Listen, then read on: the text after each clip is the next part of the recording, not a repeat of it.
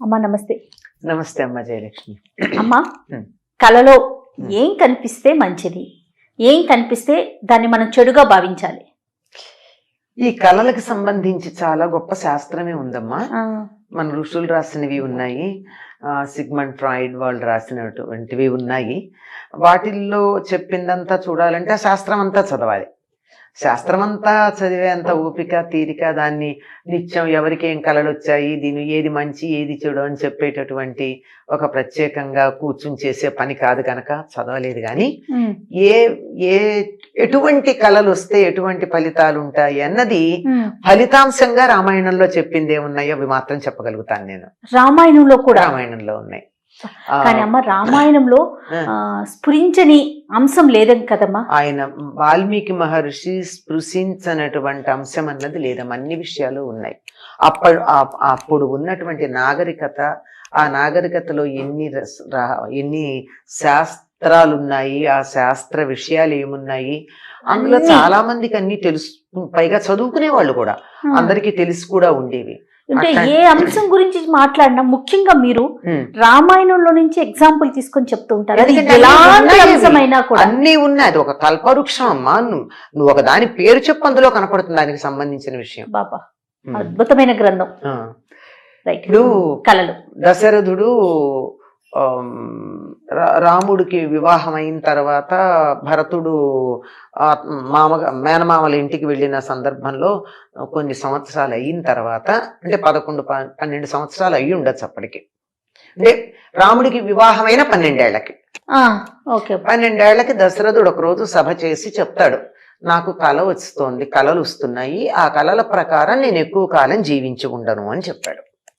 ఏమంటే తనకి సంబంధించినటువంటి అంతరిక్షంలోనేమో తన సంబంధించిన నక్షత్రాలు అవి రాహుగ్రస్తమైనట్టు కనపడడం అనేది ఒకటి చెప్పాడు, ఖగోళ శాస్త్రానికి సంబంధించి. అంతేకాకుండా తాను నగ్నంగా కనపడుతున్నానని, అంటే అది తనకి ఎవరన్నా తనని తాను నగ్నంగా కనపడినట్టయితే తన మరణం ధ్రువం అని ఇంకా తనకి సంబంధించి కొన్ని చెప్తాడనమాట.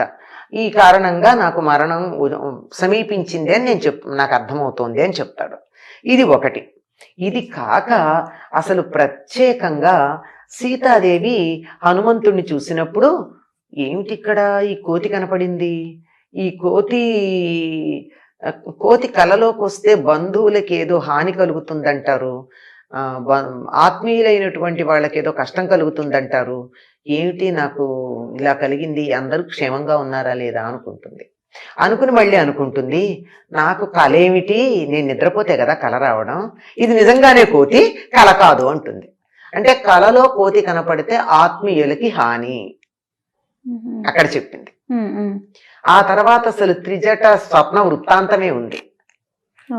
త్రిజట అని ఈవిడికి సీతాదేవికి కాపలా ఉన్నటువంటి స్త్రీలలో ఒక వృద్ధురాలు. ఆవిడ అక్కడ కూర్చుని కాపలా కాస్తూ నిద్రపోయింది. కునికింది, ముసలిది కదా. దానికి 3 levels లో కళ వచ్చింది. Continuity of sleep, of dreams.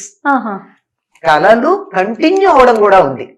అది ఇప్పుడు అది కూడా ఈ మధ్య దాని మీద కొన్ని పారాసైకాలజీలో ప్రయోగాలు చేస్తున్నారు.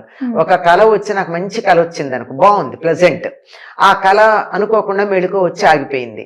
ఆగిపోతే అది కంటిన్యూ కావాలి, అదే కళ కంటిన్యూ కావాలంటే దాన్ని కంటిన్యూ చేసుకునే ఒక టెక్నిక్ కూడా ఉందిట సైకాలజీలో.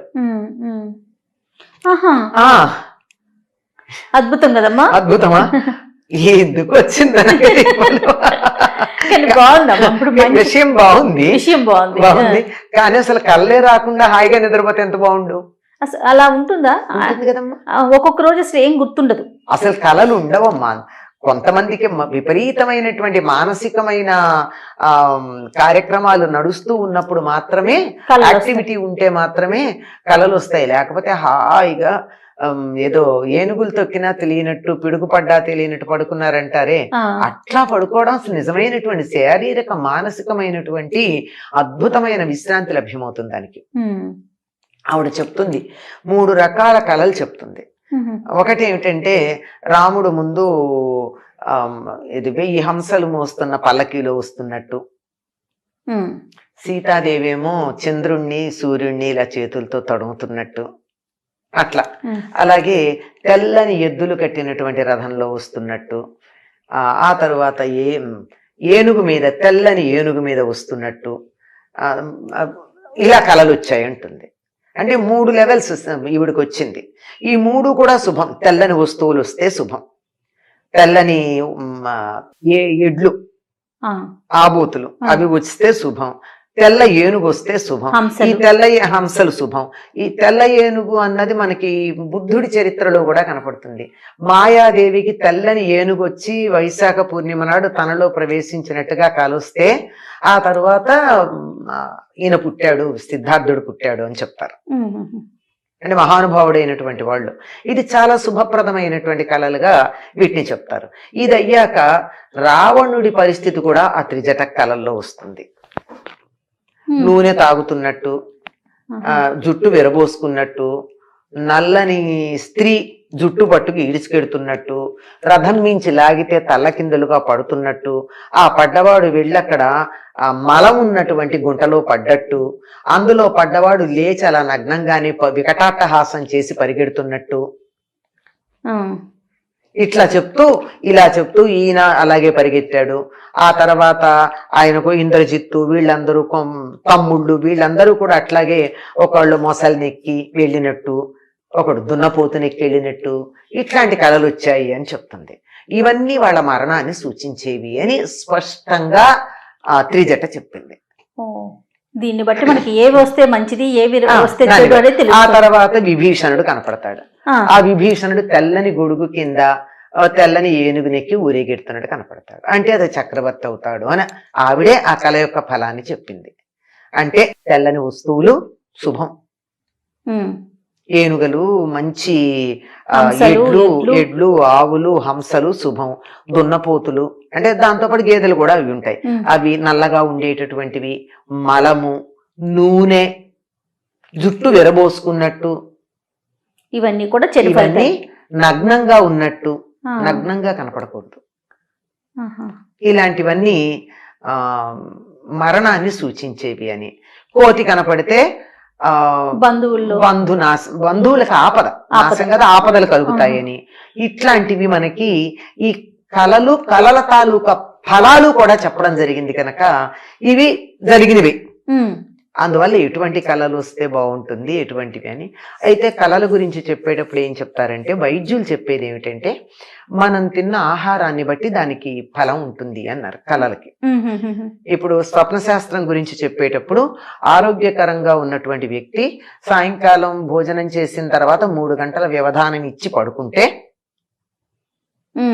పడుకున్న తర్వాత చాలాసేపటి తర్వాత వచ్చేటటువంటి కళ కంటే రాత్రి 12, 3, 4 మధ్యలో వచ్చేటటువంటి కళలకే ఫలితం ఉంటుంది. పడుకోగానే వచ్చింది, అవతల టీవీ పెడుతుంటే టీవీ సౌండ్ వినపడుతుండగా నాకు దానికి సంబంధించిన కళ వస్తే దానికి ఏం ఫలితం ఉండదు. గాఢంగా నిద్ర పట్టినప్పుడు వచ్చేది. అలా ఆ గాఢంగా నిద్ర పట్టకుండా వచ్చే వాటిల్లో కళలే ఉంటాయండి, కలవరింతలే ఉంటాయి. అంచేత వాటికి సగం సగం నిద్రలో వచ్చే వాటికి ఫలితాలు ఉండవు, అట్లాంటివి ఉండవని చెప్పడం జరిగింది. ఆధునిక శాస్త్రజ్ఞులు చెప్పిన మాట నేను చెప్తున్నా, ఇందాక రామాయణంది చెప్పిందే కాకుండా. తర్వాత బాగా గనక పీకల దాకా తిని ఎక్కువ సమయం ఇవ్వకుండా పడుకున్నారనుకోండి, ఎవరో గుండెల మీద ఎక్కి తొక్కుతున్నట్టుగా కాలొస్తుంది, అంటే ఊపిరి సరిగ్గా ఉండదు. ఇది చాలా కళలు మన ఆరోగ్యాన్ని బట్టే వస్తాయి. మనం తిన్న ఆహారం, మనం అంతకు ముందు చేసినటువంటి పనులు, ఆ కళలకి ఫలితాలే ఉండే. వాళ్ళ పగలు జరిగిన సంఘటనలు రాత్రి కళలోకి వస్తే, వాటి కొనసాగింపు ఏదన్నా వస్తే దానికి ఫలితం లేదు. అంటే దాని గురించి మనం ఆలోచించాల్సిన అవసరం లేదు. ఆలోచించనిది ఏదైనా వచ్చినప్పుడు మాత్రమే దానికి ఫలితం ఉంటుంది. అది కూడా తెల్లవారుజామున 3:30, 4 ఆ మధ్యలో వచ్చింది తప్పనిసరిగా ఫలితం ఇస్తుంది. కొద్ది రోజుల దాని సమయాన్ని బట్టి, వచ్చిన దాన్ని బట్టి, మన పరిస్థితిని బట్టి 6 నెలల్లో ఫలితం వస్తుందా, 3 నెలల్లో ఫలితం వస్తుందా, దానికి లెక్కలు కూడా చెప్తారు. 3 రోజులు కావచ్చు, 3 నెలలు కావచ్చు, 3 సంవత్సరాలు కావచ్చు ఫలితానికని. స్వప్నాల వెనుక ఇంత చాలా, ఇది వెనక చాలా ఉంది. వెనకది చెప్పట్లా, నేను ఊరికే ఉన్నది పైన ఉన్నది చెప్తున్నాను. చాలా పెద్ద శాస్త్రం స్వప్న శాస్త్రం కూడా. మనకు తెలిసినంత వరకు ఉన్న మనకి సమాచారం. తెలిసినంత వరకు ఇది సమాచారం. పాములు బాగా కలలోకి వస్తున్నాయి అంటే ఏవో కోరికలు తీరలేదు అని అర్థం. అందులోనూ ప్రధానంగా కామ సంబంధమైన కోరికలు తీరినప్పుడే పాములు కలలోకి వస్తాయట. ఓహో. ఇలాంటివి ఉన్నాయి, ఓకే ఓకే. చాలా విషయాలు ఉన్నాయమ్మా అయితే. చాలా ఉన్నాయి. అంటే మనకు వచ్చే కళను బట్టి నిర్ణయించుకోవాలి. నిర్ణయించుకోవాలి. రైట్ అమ్మా, నమస్తే.